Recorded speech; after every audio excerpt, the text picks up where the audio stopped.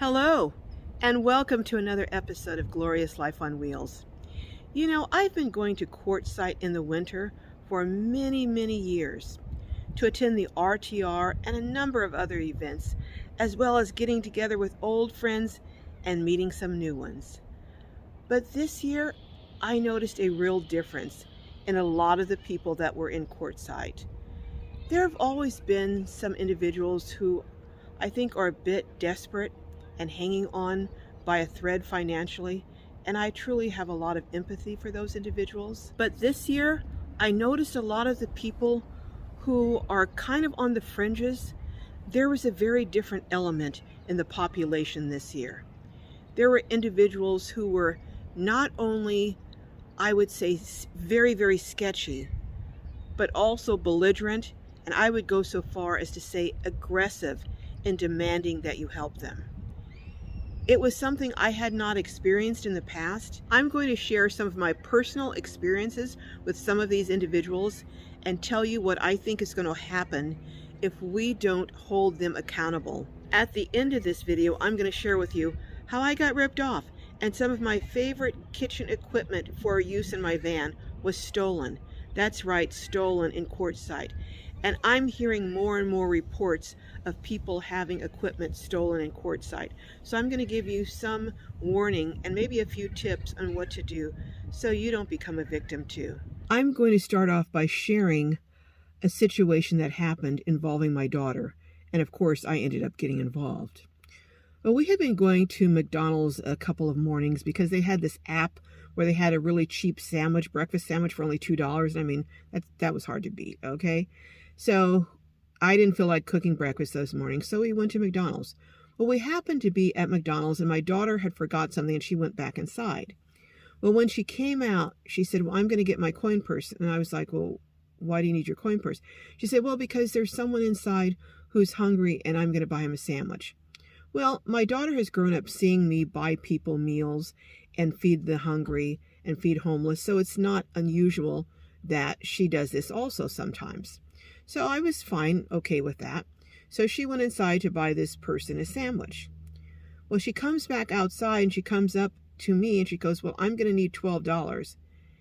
And I'm like, well, what do you need $12 for? She said, because I bought him a sandwich, but he says I have to give him $12. I said, what?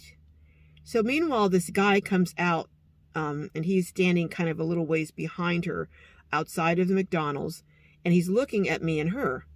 And I asked her, I said, is that the person? She goes, yeah, I need to give him $12. I said, no, you don't need to give him $12. Well, he says I have to. Well, my daughter is on the spectrum, so anyhow, that explains, I guess, a lot maybe. So I said, I'm going to deal with this.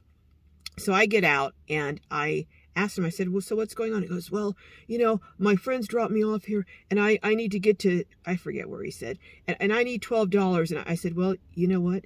She's not giving you $12. She bought you a sandwich, and that's the extent of what she's going to do. Well, I mean, he was getting pretty aggressive with us. And at that point, I really kind of copped an attitude myself, because it's one thing, had he come up and said, I'm out of gas, can you help me with some gas, or I need to get someplace, and had his attitude and his demeanor and his approach been different, I probably would have given him the $12. But the fact that he was demanding $12 from this young girl, I was just, no. And then he's going to try and intimidate me? Oh, no, buddy, you've barked up the wrong tree now. So I said, we're not only not going to give you $12, but you need to leave, and you need to leave now. So he kind of looked at me for a moment, and I guess he thought, this is not worth what's going to happen if I don't leave. So he left. But I thought about it later. And I've never encountered this kind of aggression when meeting up or coming across panhandlers in Quartzsite.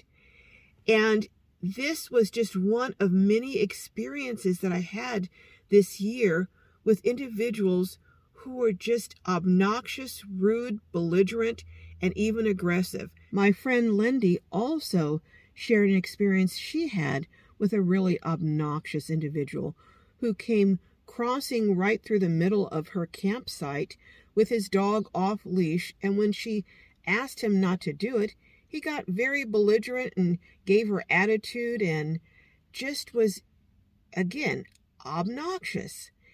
And then when I was camping, I wasn't camping right inside Lindy's camp. I was kind of a little across the way, kind of to myself with another person.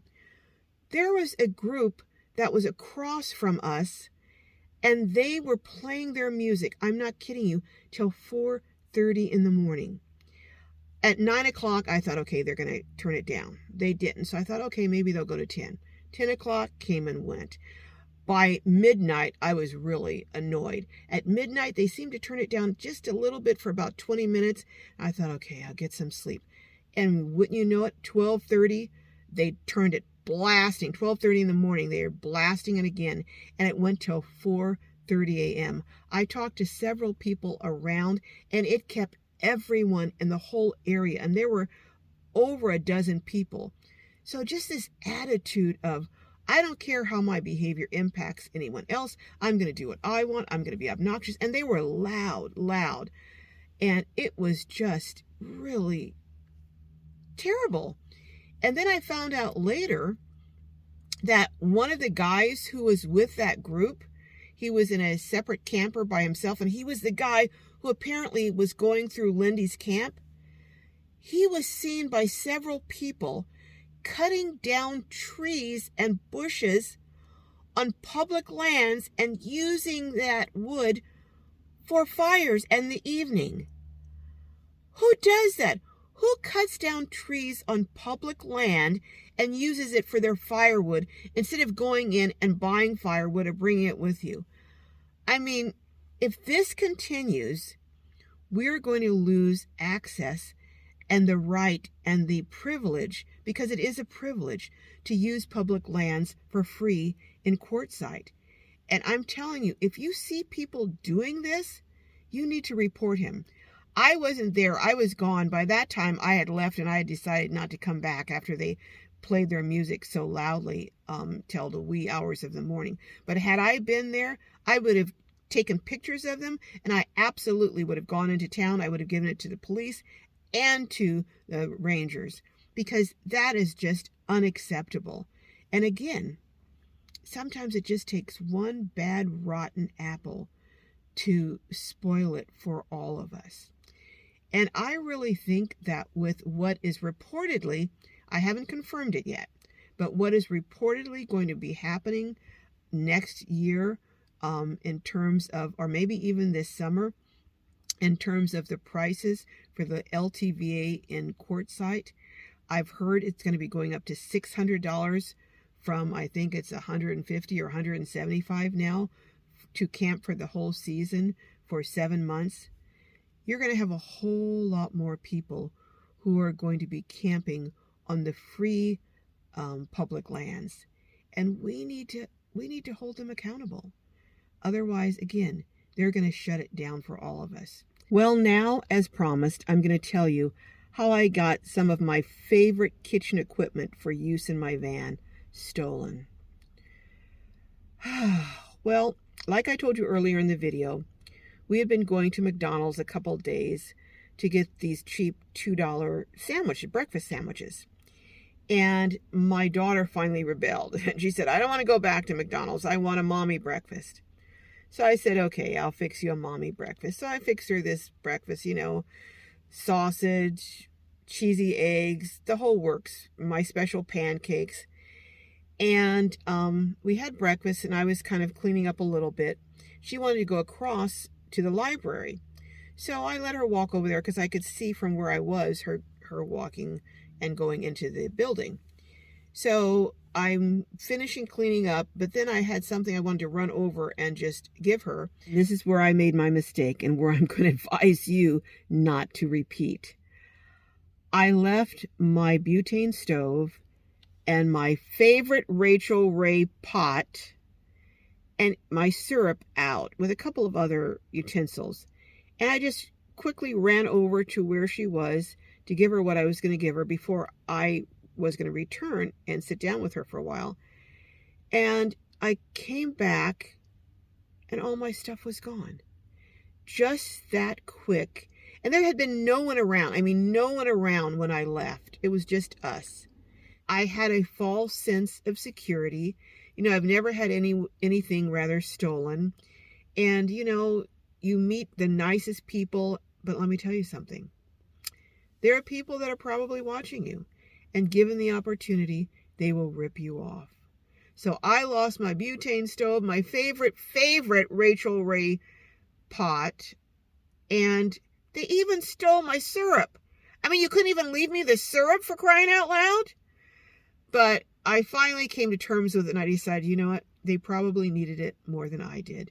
So that's how I reconciled myself with that. But I am hearing more and more about people getting things ripped off and stolen. And I mean some very expensive things stolen in Quartzsite. So I just suggest you don't leave things out. If someone will steal a butane stove and a pot and a bottle of syrup, they'll steal almost anything. If you're going to be there, I suggest you camp with other people and that someone kind of stays behind, kind of the designated, security while you're gone. Kind of like if you go out and you're going to have a few drinks, someone's a designated driver. Well, it's getting to the point that I think you need someone like that in your camp so that people can't just come into your camp and rip you off. Because I'm hearing, again, more and more cases of people losing valuables that are left outside. With what is happening in the economy and with the increase, if it happens, at the long-term visitor areas in Quartzsite, I think you're going to have a lot more people who are going to be the type that I encountered and are going to be the type that instead of getting their own equipment are going to try and steal yours. So whether you're on public lands that are free, whether you're at the LTVA, I'm encouraging you to take steps to lock up your possessions, especially expensive items.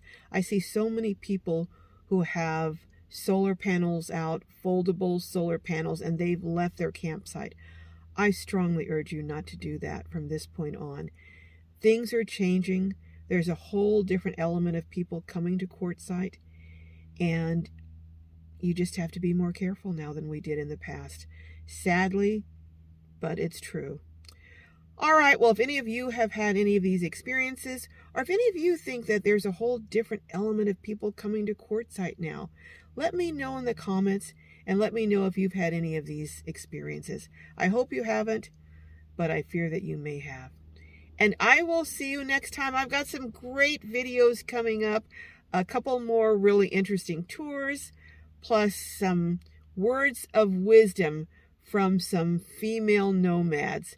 And you're not going to want to miss these videos. All right, till next time, may your journeys be filled with joy and blessings, and I'll see you down the road.